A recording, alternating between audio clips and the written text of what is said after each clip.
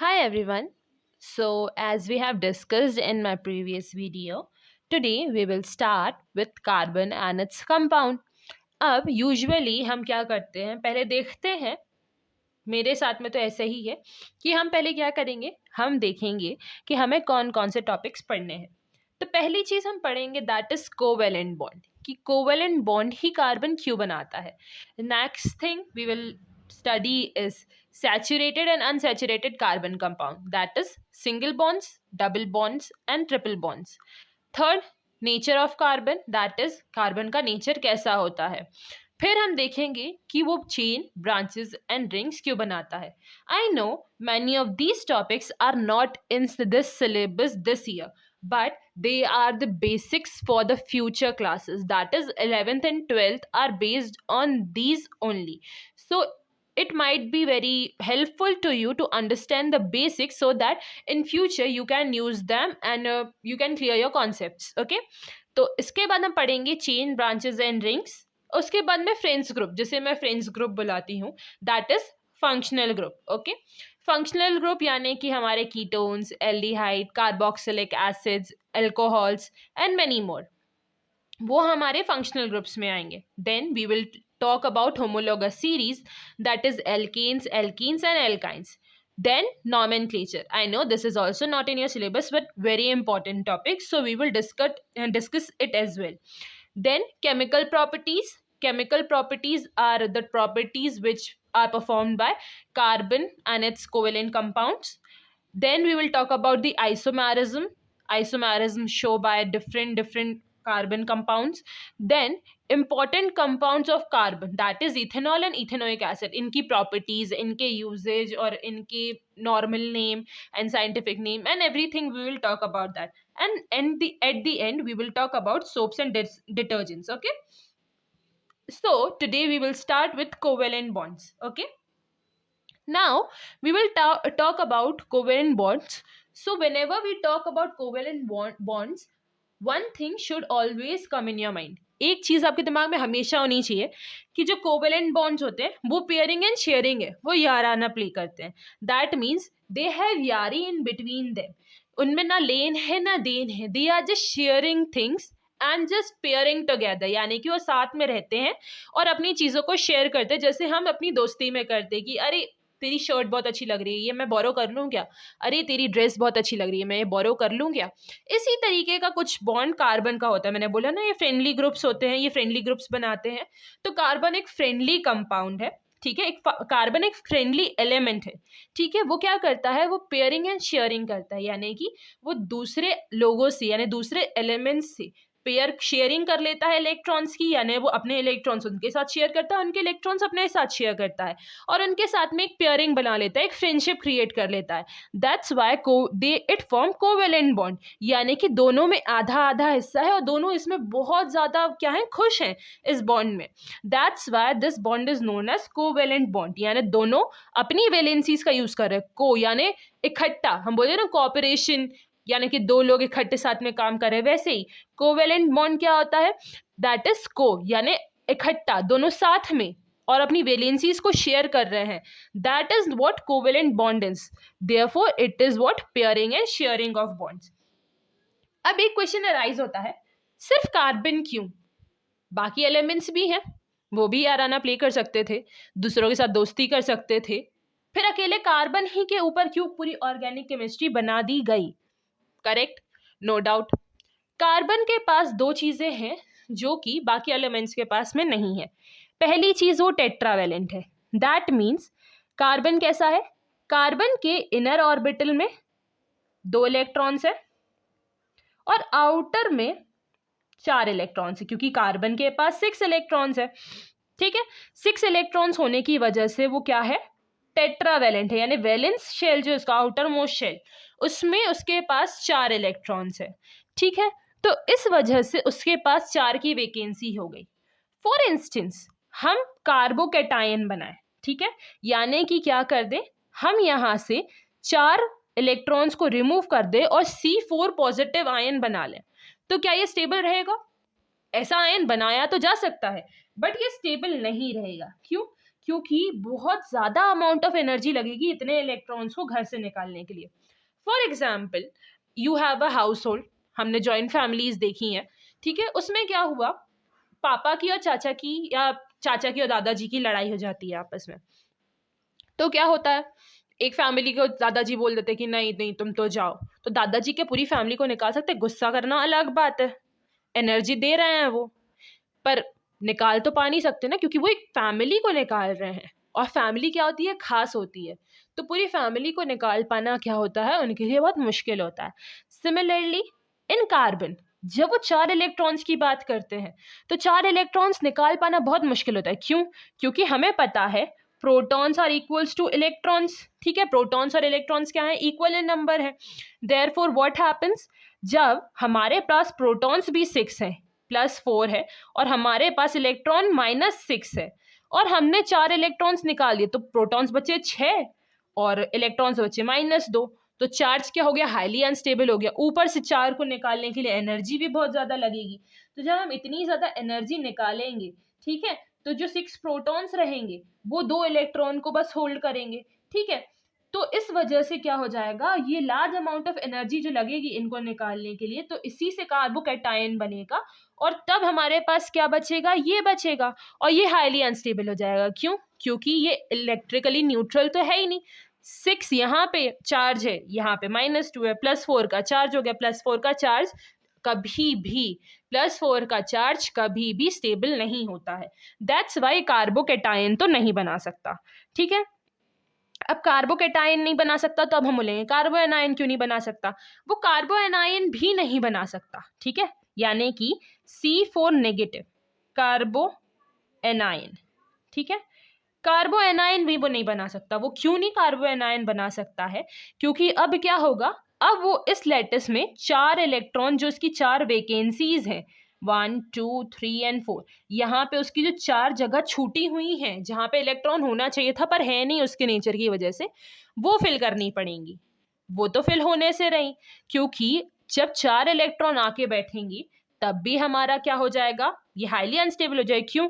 क्योंकि प्रोटॉन हमारे कितने होंगे और इलेक्ट्रॉन कितने होंगे, प्रोटॉन हो जाए, पहले थे हमारे 6 और इलेक्ट्रॉन थे हमारे 6, अब इलेक्ट्रॉन बढ़ के हो गए कितने, 10, ठीक है, इलेक्ट्रॉन बढ़ के हो गए कितने, इलेक्ट्रॉन हो गए हैं 10।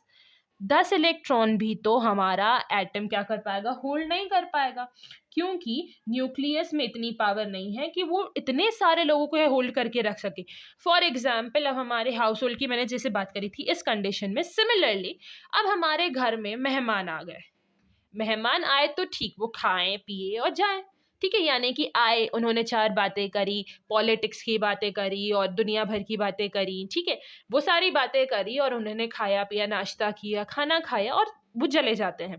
पर अगर आपके यहाँ कोई रिश्तेदार रुक जाए तो आपकी फैमिली का बैलेंस जो है वो बिगड़ जाता है ना।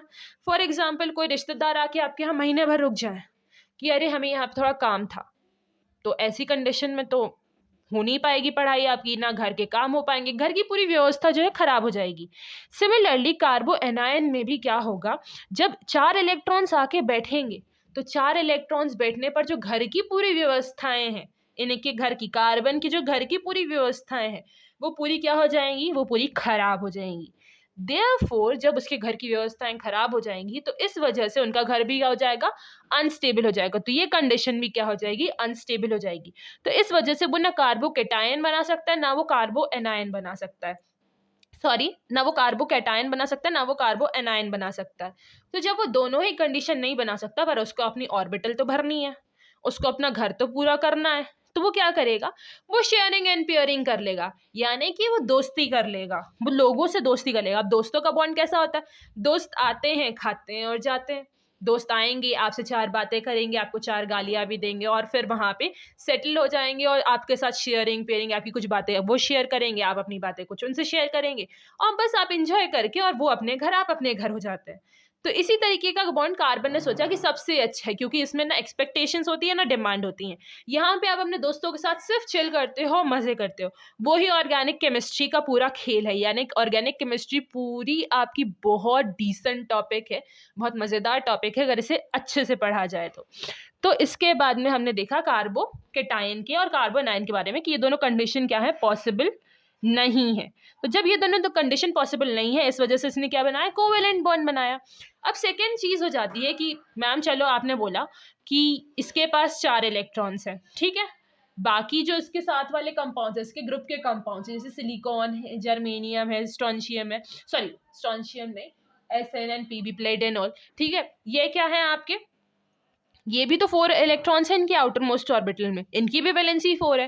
फिर ये क्यों नहीं करते, क्योंकि कार्बन स्मॉल साइज है, तो इसका जो प्रोटॉन और इलेक्ट्रॉन अट्रैक्शन है वो ज्यादा है, यानी कार्बन के जो बीच में जो आपका न्यूक्लियस है, न्यूक्लियस के प्रोटॉन और इलेक्ट्रॉन के बीच का जो अट्रैक्शन है वो ज्यादा है। इस वजह से ये ना रिमूव हो सकते हैं, ये ना गेन कर सकते हैं।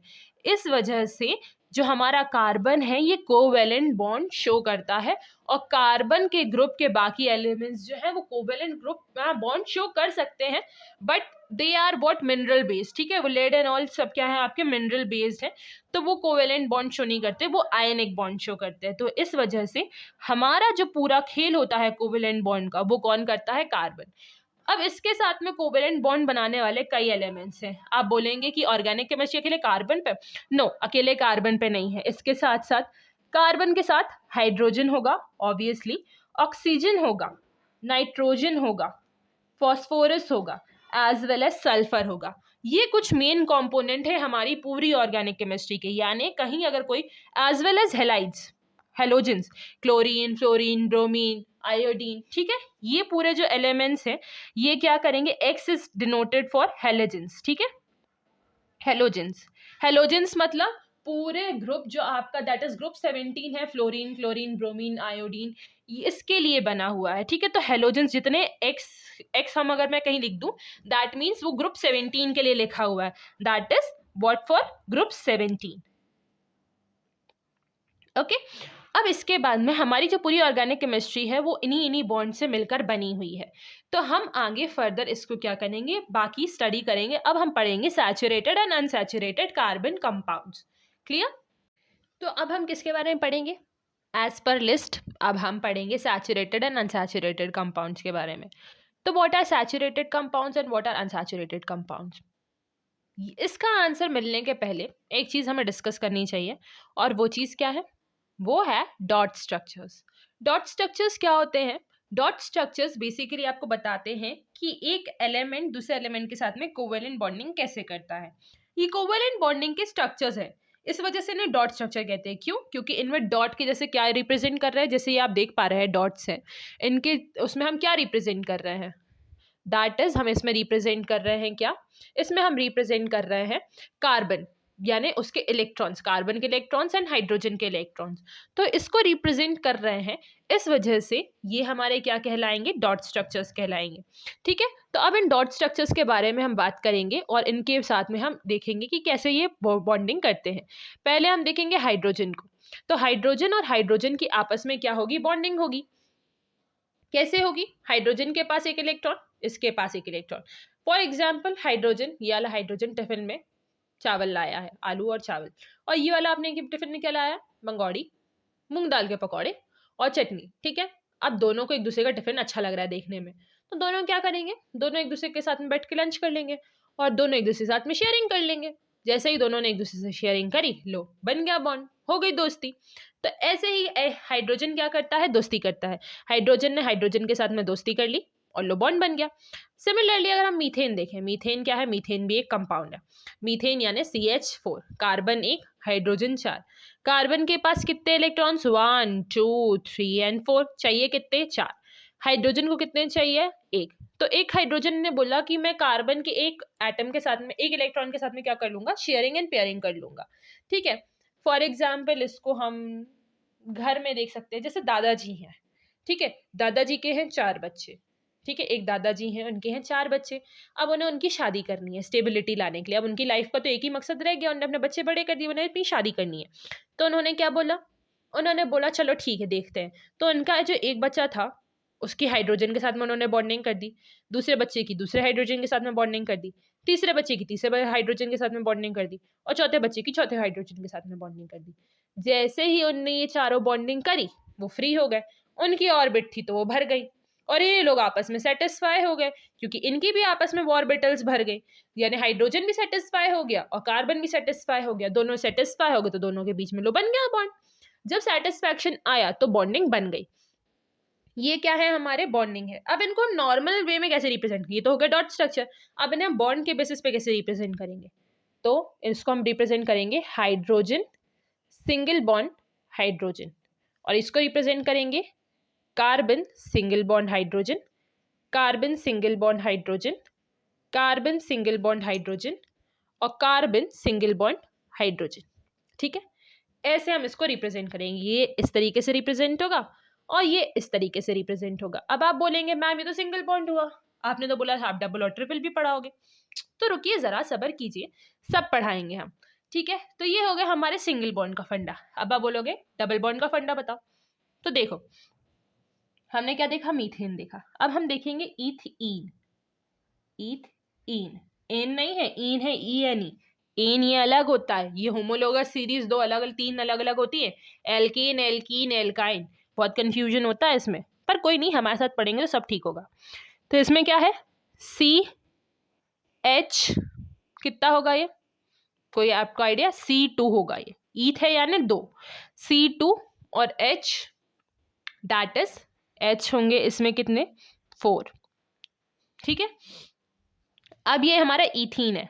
इसका स्ट्रक्चर कैसे बनाएंगे, एज पर कार्बन दो है, तो कार्बन और कार्बन दोनों के पास 4 इलेक्ट्रॉन्स।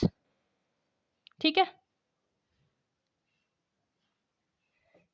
अब दोनों क्या करेंगे, दोनों के पास 4 इलेक्ट्रॉन्स, तो दोनों अपनी बॉन्डिंग करेंगे। अगर ये सिंपल कंडीशन होती, यानी अगर हमारा ईथेन होता, ईथेन होता, ठीक है, C2H6, तो इसमें क्या होता, कार्बन ने कार्बन के साथ में बॉन्डिंग कर ली, ठीक है, और एक हाइड्रोजन ने यहाँ पे बॉन्डिंग कर ली, एक हाइड्रोजन ने यहाँ बॉन्डिंग कर ली, एक हाइड्रोजन ने यहाँ बॉन्डिंग कर ली, एक हाइड्रोजन ने यहाँ, एक हाइड्रोजन ने यहाँ और एक हाइड्रोजन ने यहाँ, और ये इनके क्या बन गए, बॉन्ड्स बन गए। लो, ठीक है, ये इनका क्या बन गया, बॉन्ड बन गया, समथिंग लाइक दैट। ठीक है, जैसे ही ये बॉन्ड बना तो ये क्या बन गया, ये ईथेन का स्ट्रक्चर बन गया, यानी कि C single bond C, H H H H H और ये H, ये सिंगल बॉन्ड, ये ईथेन है। ठीक है, अब ईथीन का स्ट्रक्चर देखो, ईथीन का स्ट्रक्चर, कार्बन के पास 4 इलेक्ट्रॉन्स, ठीक है, दूसरे कार्बन के पास में 4 इलेक्ट्रॉन्स, हाइड्रोजन कितने बॉन्ड करने के लिए, 4। तो इन्होंने क्या किया, यहाँ पे एक हाइड्रोजन से बॉन्ड कर दिया, यहाँ पे एक हाइड्रोजन से बॉन्ड कर दिया, यहाँ पे एक हाइड्रोजन से बॉन्ड कर दिया, यहाँ पे एक हाइड्रोजन से बॉन्ड कर लिया, और बाकी के 2 इलेक्ट्रॉन्स आपस में बॉन्ड कर लिए। यानी कि कार्बन ने यहाँ पे अपने कार्बन के साथ में 2 इलेक्ट्रॉन थे, अपना 2 इलेक्ट्रॉन लगा, दूसरे कार्बन के 2 इलेक्ट्रॉन लगाए, लो हो गया ये ये और ये। तब इसका स्ट्रक्चर कैसे बनेगा, कार्बन कार्बन, एक H यहाँ पे ज्वाइन हो गया, एक H यहाँ पे ज्वाइन हो गया, एक H यहाँ पे ज्वाइन हो गया और एक H यहाँ पे ज्वाइन हो गया, पर बीच के 4 इलेक्ट्रॉन्स हैं। सिंगल बॉन्ड तो होगा नहीं क्योंकि सिंगल बॉन्ड मतलब 2 इलेक्ट्रॉन, तो यहाँ पे आ जाएगा डबल बॉन्ड। ये कहलाता है डबल बॉन्ड। जब 4 इलेक्ट्रॉन्स की शेयरिंग एंड पेयरिंग हो तब वो कहलाएगा डबल बॉन्ड, और इसके ये कहलाएगा सिंगल बॉन्ड। तो इसमें आप समझे ईथेन और ईन में क्या अंतर है। अब ईथाइन और देखो, ठीक है, ईथेन देख लिया, ईथीन देख लिया, अब ईथाइन देखो, YNE, ठीक है, C2H2, ठीक है, कार्बन के पास कितने इलेक्ट्रॉन्स, 4, 1 2 3 एंड 4। कार्बन के पास कितने इलेक्ट्रॉन, 1 2 3 एंड 4। एक हाइड्रोजन यहाँ पे लगा दिया क्योंकि 2 ही हाइड्रोजन है, और एक हाइड्रोजन यहाँ लगा दिया, बाकी 3 इलेक्ट्रॉन रहेगा बीच में। तो अब ये कैसी बॉन्डिंग हुई, कुछ ऐसी। ठीक है, तो अब इसका स्ट्रक्चर कैसा बनेगा, इसका स्ट्रक्चर बनेगा C सिंगल बॉन्ड H क्योंकि 2, सिंगल बॉन्ड H क्योंकि 2, और बीच में हो गए 6 इलेक्ट्रॉन। 6 इलेक्ट्रॉन होने की वजह से 1 बॉन्ड 2 बॉन्ड और 3 बॉन्ड, ट्रिपल बॉन्ड, ये हो गया आपका इथाइन। ईथेन में सिंगल बॉन्ड होता है कार्बन कार्बन के बीच में, ईथीन में कार्बन कार्बन के बीच में डबल बॉन्ड, और ईथाइन में कार्बन कार्बन के बीच में ट्रिपल बॉन्ड। ठीक है, ये बात ध्यान रखना कि ये बॉन्डिंग कार्बन और कार्बन, एन इन आइन, ये किस पे डिपेंड करेगा, कार्बन और कार्बन के बीच में। ऐसा नहीं करना कि कार्बन ने ऑक्सीजन के साथ डबल बॉन्ड बनाया और तुम बोल दो भैया इथाइन था और बोलो मैम ने तो बताया ही नहीं। ऐसा नहीं होता है। कार्बन और कार्बन के बीच का जो बॉन्ड होता है वो जब आपका डबल या ट्रिपल हो तब इन या आइन होता है, नहीं तो वो हमेशा एन होता है। ठीक है, तो ये आपके हो गए क्या, एल्केन, एल्कीन एंड एल्काइन। ठीक है, अब ये आपके कैसे होंगे, सैचुरेटेड एंड अनसैचुरेटेड, समझ लो इसी में। सैचुरेटेड एंड अनसैचुरेटेड बहुत सिंपल टॉपिक। सैचुरेटेड मतलब एल्केन्स, बस। सैचुरेटेड मतलब क्या होते हैं, सैचुरेटेड मतलब होते हैं एल्केन्स, यानी कि जिनका सिंगल बॉन्ड है। ठीक है, जिनके पास सिंगल बॉन्ड है बीच में, वो क्या है आपके, दैट इज एल्केन्स। ठीक है, वो आपके सैचुरेटेड कंपाउंड्स हैं। और अनसैचुरेटेड कौन से हैं,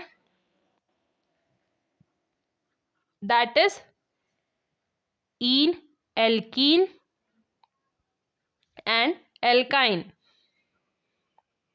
ये आपके क्या है, अनसैचुरेटेड। अब इसका रीजन क्या है, अनसैचुरेटेड फैट्स सुना है, टीवी में कई बार आता है कि इन ऑयल्स में अनसैचुरेटेड फैट्स होते हैं। अनसैचुरेटेड मतलब डबल बॉन्ड ट्रिपल बॉन्ड वाले, इनको डाइजेस्ट करने में टाइम लगता है, एनर्जी लगती है।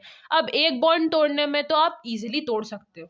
फॉर एग्जाम्पल, मान लो कि आपका और आपके फ्रेंड का अभी अब भी दोस्ती हुई है, ठीक है, तो आपके बीच में कोई तीसरा पर्सन आके बोले कि अरे वो तुम्हारे बारे में ऐसा सुना रहा था, अरे वो तुम्हारे बारे में ऐसा सुना रहा था, तो दोनों की दोस्ती खराब हो जाएगी ना। ऐसे ही सिमिलरली सिंगल बॉन्ड तोड़ना क्या होता है, आसान होता है, पर जैसे जैसे समय के साथ में दोस्ती गहरी होती है, बॉन्ड डबल होता है, बॉन्ड ट्रिपल होता है, तो उस दोस्ती को तोड़ना डिफिकल्ट हो जाता है, यानी डबल एंड ट्रिपल बॉन्ड तोड़ना क्या हो जाता है, मुश्किल हो जाता है।